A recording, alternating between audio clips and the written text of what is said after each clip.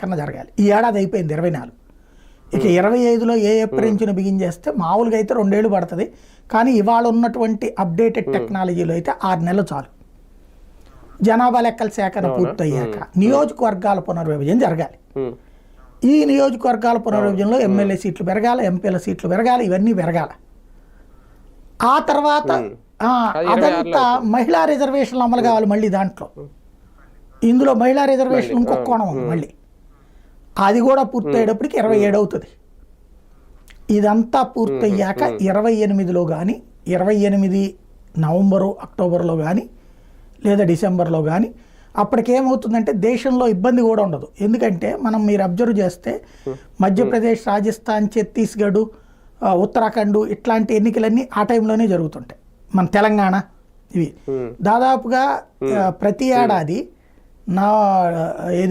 October, November, డిసెంబర్లో ఒక 6-7 రాష్ట్రాల ఎలక్షన్ జరుగుతాయి.